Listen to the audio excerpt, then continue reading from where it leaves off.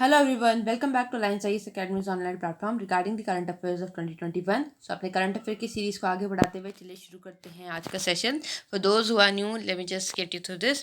सबसे पहले यहाँ पे हम बेसिकली करते क्या हैं, यहाँ पे आपका 10 क्वेश्चंस का सेट होता है. जो आपका सोर्स है वो the Hindu, the Indian express और बाकी जितने भी आपके करंट अफेयर के साइट्स हैं वहाँ से होता है. आपका 10 क्वेश्चंस का सेट होता है और इसमें आपको जैसे ही क्वेश्चन स्क्रीन पे आएगा वीडियो को पॉज करके कमेंट सेक्शन में अपना आंसर टाइप करना है और फिर वापस आके वीडियो को प्ले करके अपना आंसर चेक करना है और by the end of the video अपने फाइनल्स को टाइप करना है. इस तरीके से हम अपने डेली करंट अफेयर्स को यहाँ पे कवर करते हैं. चलिए शुरू करते हैं अपना आज का session. Wish you all a very good luck. So the first question is, which among of the following is slash are correct? Wholesale price index represents price of basket of wholesale goods. WPI focus on price of goods that are traded between corporations, and your options are A only, B only, both or none. So you have to choose the right statement, correct statement. Comment your answer in the comment section. So let's see what is the answer. So answer here is both, which means आपके दोनों statement सही हैं. आपने the Hindu में ये आपने editorial देखा होगा जहाँ पे आपका इनविजिबल टैक्स रिलेटेड बात करी गई है और यहीं पे बताया गया है किस तरीके से आपका होलसेल प्राइस इंडेक्स आपका 13% के अराउंड आई गेस इसमें बताया गया था. ओके. फिर हमारा स्टैटिक पोर्शन इंपॉर्टेंट हो जाता है. तो पहला स्टेटमेंट कि होलसेल प्राइस इंडेक्स आपका होलसेल गुड्स को रिप्रेजेंट करता है, बिल्कुल ठीक है, नाम से ही पता चल रहा है. दूसरा स्टेटमेंट जहाँ पे बोलते हैं कि ये कॉरपोरेशन के बीच में जो ट्रेड होता है उसका जो आपका प्राइस है वो होता है. तो बिल्कुल ठीक है, क्योंकि आपका होलसेल जो होगा वो आपका इसी पे काउंट किया जाएगा. और अच्छे से डिस्कस करते हैं. होलसेल प्राइस इंडेक्स बेसिकली आपका जो आपका जो गुड्स कंज्यूमर परचेस कर रहे हैं वहाँ पे कंसंट्रेट नहीं होता है. बेसिकली वहीं ये जो आपका जो कॉरपोरेशंस के बीच में ट्रेड हो जाएगा. ओके. तो ये वहाँ पे आपका ये कैलकुलेट किया जाता है. ऑब्जेक्टिव इसका ये है कि ताकि जो डिमांड है, सप्लाई है, मैन्युफैक्चरिंग लेवल पे जो आपका फैक्ट्री में मान लेते हैं, जो फैक्ट्री में ही जो आपका जिस तरीके से आपका सप्लाई दिख रहा है या डिमांड दिख रहा है, उसी के बेस पे आपका इसको कैलकुलेट किया जाता है. और ये macro economics as well as micro economic conditions जो होती हैं कंट्री का एक इकॉनमी की, उसको एसेस करने में हेल्पफुल होता है. और एक और फिर हमें देखने को मिलता है, एक होता है होलसेल प्राइस इंडेक्स, एक होता है CPI. ठीक है. तो कंज्यूमर प्राइस इंडेक्स. तो दोनों में डिफरेंस ये होता है कि आपका जो होलसेल प्राइस इंडेक्स होता है यहाँ पे जो आपका होलसेल लेवल पे है वहाँ पे आपका कमोडिटीज़ में प्राइस में कितना एवरेज चेंज आया है वो देखा जाता है. लेकिन CPI में जो होता है आपका रिटेल लेवल पे, मतलब जितना हम खरीद रहे हैं, एक कंज्यूमर जितना खरीद रहा है वहाँ पे चेक किया जाता है. होलसेल प्राइस इंडेक्स जो होता है आपका ऑफिस ऑफ इकोनॉमिक एडवाइजर निकालते हैं, जो आपके ministry of consumer and commerce and industry के अंदर आता है. CPI जो है वो आपका CSO निकालता है, जो कि आपका मॉस्पी के अंदर आता है, जो आपका ministry of statistic and program implementation है और लेबर ब्यूरो. ओके. आपका फिर यहाँ पे जो WPI है ये आपका सिर्फ गुड्स पे लगेगा. CPI जो होगा आपका गुड्स एंड सर्विसेज दोनों के लिए काउंट किया जाता है. ओके. जो WPI है, क्योंकि ये होलसेल लेवल पे काउंट हो रहा है, तो ये जहाँ पे आपका मैन्युफैक्चरिंग हो रही है ये वहीं पे काउंट हो जाएगा. तो फर्स्ट स्टेज ट्रांजेक्शन पे काउंट कर लिया जाएगा. और जो CPI होगा ये फाइनल स्टेज ऑफ ट्रांजेक्शन, क्योंकि जो कंज्यूमर है यहाँ पे उसके लेवल पे इसको चेक किया जा रहा है, तो फाइनल स्टेज यहाँ पे देखा जाएगा. यहाँ पे आपका मैन्युफैक्चरर और होलसेलर जो होते हैं वो प्राइस को पे करते हैं, जबकि CPI में आपका कंज्यूमर प्राइस को पे करता है. जो आपका कमोडिटीज़ हैं आपके CPI में WPI में कौन कौन सी कवर होती हैं, आपकी इंटरमीडिएटरी गुड्स हो गए, ओके, मैन्युफैक्चरिंग इनपुट्स हो गए. CPI में आपके एजुकेशन, कम्युनिकेशन, ट्रांसपोर्टेशन, रिक्रिएशन, ये सब आपका इसमें काउंट किए जाते हैं. बेस ईयर WPI का आपका 2011-12 है. CPI का जो बेस ईयर होता है आपका वो 2012 होता है, जिसे रिवाइज भी किया जा सकता है. ओके. नेक्स्ट क्वेश्चन की तरफ बढ़ते हैं. Discuss the incorrect statement. North Atlantic Treaty Organization NATO is a military alliance established by North Atlantic Treaty, also known as Washington Treaty of April 4, 1949. Article 5 states that if one member of alliance is attacked in Europe or North America, it is to be considered as attack on all members. NATO has not been invoked yet, and the last option is none of the above. आपको यहाँ पे incorrect statement बताना है. Indian express में आपका NATO से related news था. फिर आपके लिए ये सब जितने भी आपके ऑर्गेनाइजेशंस होते हैं वैसे भी काफ़ी इंपॉर्टेंट होते हैं इंटरनेशनल रिलेशंस में भी. इसका आंसर होगा आपका C, विच मीन्स आपका थर्ड स्टेटमेंट गलत है. इसको एक एक करके देखते हैं. पहला स्टेटमेंट जो था कि आपका एक मिलिट्री अलायंस है, बिल्कुल ठीक है. ओके. ये बहुत हाईलाइट करने वाला वर्ड है कि मिलिट्री अलायंस है ये. दूसरा ये आपका 1949 में इस्टेब्लिश हुआ था, बिल्कुल ठीक है, जो एक ट्रीटी के थ्रू, जिसे वॉशिंगटन ट्रीटी भी कहा जाता है। सो अब अगर हम एग्ज़ाम में देखेंगे तो एग्ज़ाम में बेसिकली वो नॉर्थ अटलांटिक ट्रीटी ना लिखे, वो वॉशिंगटन ट्रीटी लिखने के चांसेस ज़्यादा होते हैं। एग्जामिनर ऐसे वर्ड्स का ज़्यादा यूज़ करते हैं। उसके अलावा ये एक तरीके से कलेक्टिव सिक्योरिटी प्रोवाइड करने के लिए बना था उस टाइम पे, अगेंस्ट द सोवियत यूनियन, जो अरेस्टवाइल सोवियत यूनियन था। ओके, सो यहाँ पे उसके लिए बनाया गया था। अब इस ट्रीटी के अंदर आपका एक आर्टिकल है, जहाँ पे जो आर्टिकल 5 होता है, जो हमने काफ़ी फेमसली भी सुना होगा कि अगर आप एक मेंबर पर अटैक करेंगे तो वो सारे मेंबर्स पर अटैक माना जाता है। सो ये आर्टिकल 5 ही है जो ये कहा जाता है, जिसमें ये कहा गया है that if one member of alliance is attacked in Europe और North America, it is to be considered an attack on all members. So that effectively put Western Europe under the nuclear umbrella of the USA. So USA के उसके अंदर आपका ये पूरे तरीके से treaty में देखा जाता है। अब जो थर्ड स्टेटमेंट था वो गलत इसलिए था क्योंकि नाटो आपका एक बार इन्वोक हो चुका है 12 सितंबर 2011 को, 9/11 अटैक्स के बाद, जो आपका WTO वर्ल्ड ट्रेड सेंटर पे हुआ था, सॉरी, USA में। उसके बाद एक बार इसको इन्वोक किया गया है। तो जो यहाँ पे आपका थर्ड स्टेटमेंट था कि आज तक कभी इन्वोक नहीं हुआ है, वो गलत हो जाता है क्योंकि एक बार हुआ है। फ्रांस जो था, वहाँ पे यहाँ पे आपको देखना चाहिए कि फ्रांस ने इस जो मिलिट्री कमांड है इससे विड्रॉ किया है, बट स्टिल फ्रांस जो है नाटो का मेंबर ज़रूर है। इन्होंने 1966 में विड्रॉ किया था, ओके, लेकिन फिर बाद में इन्होंने अपनी पोजीशन 2009 में वापस से रिज्यूम कर ली थी। सो फ्रांस अभी भी इस मीन्स आपका इसका पार्ट है। यहाँ पे आपके लिए इंपॉर्टेंट हो जाता है, और एक एक्स्ट्रा क्वेश्चन मैं आपको देना चाहती हूँ क्योंकि ये ऑर्गेनाइजेशन इंपॉर्टेंट होती है। आपको बताना है कि इस ऑर्गेनाइजेशन का लेटेस्ट मेंबर कौन सी कंट्री बनी है। ओके, सो आपने पढ़ा भी होगा, तो आपको बताना, अभी रिसेंट ही टाइम की बात है, सो ज़्यादा पुराना नहीं होगा, 1-2 साल पहले का। सो आप एक सर्च करिए, पता है तो बताइए कमेंट सेक्शन में। नेक्स्ट क्वेश्चन की तरफ बढ़ते हैं। Which among of the following slash are correct regarding Australia group? The Australia Group is a formal forum of countries which, through the harmonization of export controls, seeks to ensure that export do not contribute to the development of chemical or biological weapon. The formation of Australia Group in 1995 was prompted by the Iraq's use of chemical weapon during the Iran-Iraq war. And your options are A only, B only, both or none.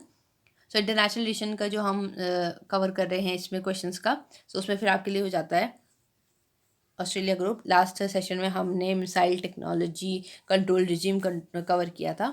सो इसका answer होगा आपका both, which means आप sorry none, which means आपके दोनों statement गलत हैं। Okay, क्योंकि correct पूछा था तो नन होगा। पहला स्टेटमेंट गलत इसलिए है क्योंकि एक फॉर्मल नहीं, इनफॉर्मल फोरम है। ओके, बाकी बिल्कुल ठीक है कि यहाँ पे कंट्रीज़ क्या करेंगी, ये चेक करेंगी कि किस तरीके से जो एक्सपोर्ट है वो एक केमिकल या बायोलॉजिकल वेपन के डेवलपमेंट पे हेल्प ना करें।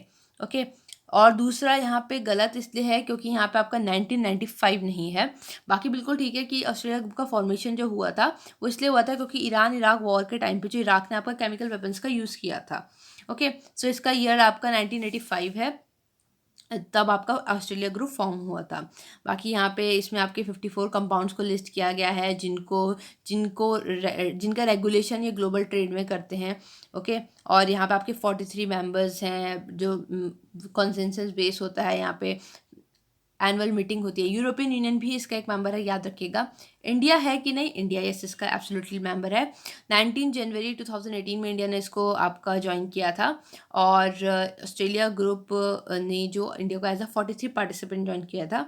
ओके, सो आपके लिए इंपॉर्टेंट हो जाता है। नेक्स्ट क्वेश्चन देखते हैं। The language represent in 8th schedule to the constitution is, आपको बताना है इसमें से कौन कौन से 8th शेड्यूल में प्रेजेंट है। बेसिकली नेपाली, उर्दू, बोडो, और ऑफ द अबव। सो इसका आंसर होगा आपका ऑल, विच मीन्स ये सारी ही आपके 8th शेड्यूल में है। सो कौन कौन सी हैं आप इसमें देख सकते हैं। असमी हो गया आपका, बंगाली हो गया, गुजराती हो गया, हिंदी हो गया, कन्नड़ा हो गया, कश्मीरी, कोंकणी, मलयालम, मणिपुरी, मराठी, नेपाली, ओरिया, पंजाबी, संस्कृत, सिंधी, तमिल, तेलुगु, बोडो, उर्दू, बोडो, संथाली, मैथिली, डोगरी, सॉरी डोगरी। ओके, सो ये सब आपकी 22 लैंग्वेज हैं जो आपकी 8th शेड्यूल में दी गई हैं, शेड्यूल लैंग्वेजेस हैं ये। नेक्स्ट क्वेश्चन की तरफ बढ़ते हैं। Right to protest is protected under article 19(1)(a), 19(1)(b), 19(1)(c of the Indian constitution. Right to protest is also not absolute and also subject to reasonable restrictions mentioned under Article 19(2) and 19(3). Which among of the following is slash are correct? A only, B only, both or none? आपको correct statement बताना है। The Hindu में आपने front page पे आपने right to protest से related आपने news देखी होगी, जहाँ पे दिल्ली के कुछ स्टूडेंट्स को आपका कोर्ट ने रिलीज़ किया है। ओके, सो फिर आपके लिए ये स्टैटिक पोर्शन इंपॉर्टेंट हो जाते हैं और रिवीजन का एक चांस मिल जाता है फिर से। इसका आंसर होगा आपका बोथ, विच मीन्स आपके दोनों स्टेटमेंट सही हैं।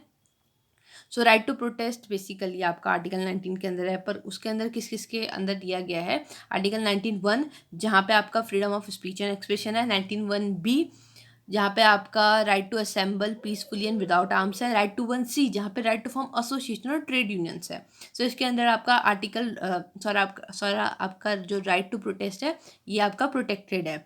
ओके, अब इसके साथ ही इम्पॉर्टेंट हो जाता है कि इस पर रीजनेबल रिस्ट्रिक्शन किस किस ग्राउंड्स पे लगे हैं। सो आर्टिकल 19(2) और 19(3) में जो ग्राउंड्स दिए गए हैं, जो कि आपका होते हैं interest of sovereignty and integrity, security of state, friendly relation, violation of public order, decency और मोरालिटी, और in relation to contempt of court, defamation, incitement of offence. आपका जो the grounds of restriction based on violation of public order can be reasonably only when there is an evidence that protester will incite the lawless और disorderly act that such act are likely to occur. ये बोल रहे हैं कि जो violation of public order है ना, उसको इस ग्राउंड पे बनाया जा सकता है आपका रिस्ट्रिक्शन कि यहाँ पे एविडेंस हो कि जो प्रोटेस्टर है वो आपके पब्लिक ऑर्डर को वहाँ पे हार्म करने वाले हैं। ओके, अब यहाँ पे कुछ सुप्रीम कोर्ट के जजमेंट्स इंपॉर्टेंट हो जाते हैं। पहला जो जजमेंट आपका भी देखने को मिलता है राइट टू प्रोटेस्ट से रिलेटेड, रामलीला मैदान incident versus home secretary union of India 2012, जहाँ पे सुप्रीम कोर्ट ने बोला था कि जो आपका fundamental right to assembly and peaceful protect है, इसे आर्बिट्री और एग्जीक्यूटिव लेजिस्लेटिव एक्शन के थ्रू वापस लिया नहीं जा सकता है। सो यहाँ पे पहली बात हमें एक बार यहाँ पे देखने को मिल रहा है। दूसरा आपका मजदूर किसान शक्ति संगठन वर्सेस यूनियन ऑफ इंडिया 2018 का केस है, जहाँ पे सुप्रीम कोर्ट ने फिर से आपका ये बोला कि जो आपका right to assembly and peaceful protest है, ओके, ये आपका फंडामेंटल राइट तो है ही। तो यहाँ पे इन्होंने बोला कि इसको रेगुलेट करेंगे इस तरीके से ताकि जो आपकी रोड जंतर मंतर से रिलेटेड बेसिकली यहाँ पे बात हुई थी। सो उन्होंने दोनों की हार्मनी किस तरीके से होगी ये बताया गया है कि लाइक एक तरफ से आप राइट को कैसे सेफगार्ड करेंगे, प्लस आपको पब्लिक को उससे प्रॉब्लम नहीं होनी चाहिए। फिर तीसरा आपका शाहीन बाग केस जो जजमेंट आया था, उसमें सुप्रीम कोर्ट ने ये बोला, उसमें जो कोर्ट था उसने ये बोला था कि आपका right to peaceful protest against the law but made it clear that public ways and public spaces can not be occupied that too indifferently. मतलब उन्होंने ये बोला था कि आप कर तो सकते हैं बट आप ज़्यादा लंबे टाइम के लिए जो पब्लिक स्पेसेस हैं, ओके, और पब्लिक वेज हैं उनको रोक नहीं सकते हैं। और आपका जो राइट टू प्रोटेस्ट होगा, आपको फंडामेंटल राइट्स कभी भी आइसोलेशन में नहीं रह सकते हैं। यहाँ पे आपको बहुत इंपॉर्टेंट ये देखने को मिलता है, और इनको आपको बैलेंस करके चलना होगा कि दूसरे की जो जनरल पब्लिक की जो ऑल राइट्स हैं वो इनसे हार्म ना हो, ओके, या फिर उनको इससे कुछ प्रॉब्लम ना हो। नेक्स्ट क्वेश्चन की तरफ बढ़ते हैं। Which among of the following slash are correct regarding battle of Buxar? Sorry, so पहला स्टेटमेंट है आपका battle of Buxar was fought between the forces under the command of British East India Company led by Hector Munro and the combined armies of Mir Qasim, Shujauddaula and Shah Alam second. Battle resulted in the Treaty of Allahabad 1765, in which the Mughal emperor surrendered sovereignty of Bengal to the British. And your options are A only, B only, both or none. Last session में आपका assignment था battle of Buxar, सो आपको तो बहुत अच्छे clear होगा। सो इसका answer होगा, चूँकि गलती से दिखी गया था, इसका आंसर होगा आपका बोथ, विच मीन्स आपके दोनों स्टेटमेंट सही हैं। सो बैटल ऑफ बक्सर आपका ब्रिटिश ईस्ट इंडिया कंपनी और जो आपकी कंबाइंड आर्मीज थी मीर कासिम, शुजाउद्दौला, शाह आलम के बीच में हुआ था। Okay, British East India company को लीड जो कर रहे थे वो हेक्टर मुनरो थे, और बैटल के बाद आपका एक ट्रीटी ऑफ इलाहाबाद हुई थी 1765 में। और देख लेते हैं एक बार स्पीड में, जो आपका बैटल ऑफ बक्सर हुआ था, बेसिकली आपको देखने को मिलता है कि मीर कासिम उस टाइम पे आपका बंगाल को जो होल्ड कर रहे थे, अवध के जो नवाब थे शुजाउद्दौला, और शाह आलम सेकंड जो आपके मुगल एम्परर उस टाइम थे।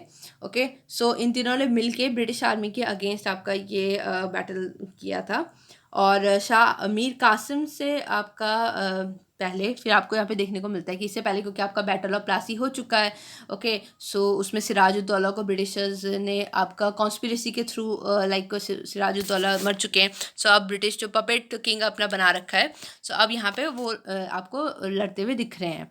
सो यहाँ पे आपका जो ब्रिटिश आर्मी थी उन्होंने बहुत लड़ा, इट मीन्स वो जीते, ऑब्वियस जीते यहाँ पे, क्योंकि यहाँ पे बेसिक जीतने का उनका ये था कि जो मॉडर्नाइजेशन था ब्रिटिश आर्मी का वो ज़्यादा था इन कंपैरिजन टू जो इंडियन प्रिंसली स्टेट की आर्मीज़ का था, ओके। सो बैटल के बाद आपका फिर यहाँ पे आपको देखने को मिलती है ट्रीटी ऑफ इलाहाबाद 1765 में, ओके, जहाँ पे मुगल एम्परर भी आपका सरेंडर कर देते हैं जो बंगाल की सोवरेनिटी हो ब्रिटिश को, ओके। और यहाँ पे आपका माना जाता है कि बैटल ऑफ बक्सर जो था फुल फ्लेज वॉर था जिसने ब्रिटिश जो पावर्स थी उनको पूरी तरीके से स्टैब्लिश कर दिया था इंडिया में, ओके। और यहाँ पे बहुत इस वॉर के बाद ब्रिटिशर्स एक बहुत बड़ी पावर निकल के आए थे नॉर्दर्न इंडिया में, और अब उनकी सुप्रीमेसी पूरे कंट्री में देखने को मिल रही थी। फिर इसमें आगे देखते हैं, इसमें तो बेसिकली इतना ही था क्योंकि बैटल ऑफ बक्सर। अब यहाँ पे हमने देखा कि दो ट्रीटी ऑफ इलाहाबाद, तो ट्रीटी ऑफ इलाहाबाद ना आपकी दो हुई थी, एक आपकी अवध के साथ हुई थी और एक आपकी शाह आलम सेकंड के साथ हुई थी। सो आपको आज का असाइनमेंट ये आपको कमेंट सेक्शन में दोनों ट्रीटीज़ के बारे में लिखना है, ज़्यादा नहीं, लाइक उनके बेसिक जो पॉइंट्स होते हैं, मेन पॉइंट्स जो होंगे वो आपको वहाँ पे मेंशन करने हैं, ओके। सो चलिए नेक्स्ट क्वेश्चन की तरफ बढ़ते हैं। Arrange the following from north to south, Turkey, Norway, Poland, Romania, CBDA, CBAD, BCDA, BCAD। So आपका आंसर होगा यहाँ पे सी। सो एक एक करके देखते हैं, टर्की, नॉर्वे, पोलैंड, रोमानिया। सो आपको यहाँ पे किस दिख रहा होगा। सो अगर आप देखें कि टर्की कहाँ पे है, सो टर्की आपका सबसे नीचे है, ये आपका यहाँ पे टर्की रहा, ओके। और रोमानिया ये रहा, पोलैंड ये रहा, और आप अगर ऊपर जाएंगे तो नॉर्वे आपका ये रहा। सो जैसा हमारा क्वेश्चन में था तो उन्होंने कैसे अरेंज किया था, नॉर्थ टू साउथ। सो अगर हम नॉर्थ से साउथ की तरफ अरेंज करते हैं तो हमें दिख रहा है कि पहले आपका नॉर्वे है, फिर आपका पोलैंड है, फिर आपका रोमानिया है, फिर आपका टर्की है, ओके। नेक्स्ट क्वेश्चन की तरफ बढ़ते हैं। जर्दालू और Jardalu mango is a unique variety of mango grown in dash which received is GI tag in 2018। अब कहाँ का है ये, असम, बिहार, राजस्थान, पंजाब। सो इसका आंसर होगा आपका बी, विच मीन से बिहार का है, और वहाँ का ये मैंगो है जिसको GI टैग आपको 2018 में ऑलरेडी मिला हुआ है। नेक्स्ट क्वेश्चन देखते हैं। Periyar national park is in Kerala, Karnataka, Orissa, Telangana. So इसका आंसर होगा आपका A, which means Periyar national park आपका केरला में है। लास्ट क्वेश्चन की तरफ बढ़ते हैं। Which among of the following slash are correct, United Nation convention on to combat desertification established in 1994 is a sole legally binding environment convention that links development and environment to sustainable land. Second statement, it is a legally binding convention linking development and environment to sustainable land management. And your options are A only, B only, both or none. देखते हैं इसका answer क्या होगा। आपने अभी recently इस जो land neutrality से रिलेटेड आपने न्यूज़ भी सुनी होगी। सो इंडिया ने उसमें काफ़ी प्लेज करी है। देखते हैं कितना हमने एम रखा है। सो इसका आंसर होगा बोथ, दोनों स्टेटमेंट सही है। पहला स्टेटमेंट कि आपका 1994 का है, बिल्कुल ठीक है, लीगली बाइंडिंग है, ये बिल्कुल ये इंपॉर्टेंट है। और ये आपका डेवलपमेंट और इन्वायरमेंट को लिंक कर रहा है सस्टेनेबल लैंड मैनेजमेंट की तरफ, ये बहुत ही बेसिक स्टेटमेंट था, बिल्कुल सही है। ये आपका साइन हुआ था 1994 में, इफेक्ट में आया था 1996 में, ओके।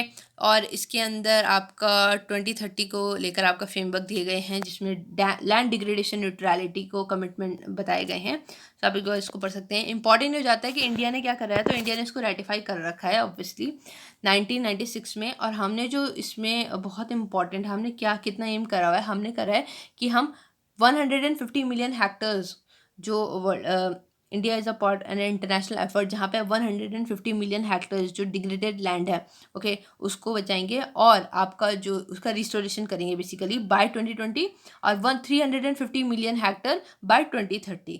सो ये इंडिया का इसमें एम रखा गया है, और इसलिए आपके लिए यहाँ पे इंपॉर्टेंट हो जाता है। बाकी इसकी कुछ बेसिक डिटेल्स है कि नोडल मिनिस्ट्री कौन है, तो ये ऑब्वियसली कि मिनिस्ट्री ऑफ एनवायरनमेंट इसकी होगी। आप इसको पॉज करके एक बार पढ़ सकते हैं। So with this let's conclude today's session. I hope आप लोगों ने अच्छे से कवर किया होगा, अच्छे से अटेम्प्ट किए होंगे। Thank you so much guys, stay home, stay safe, stay healthy.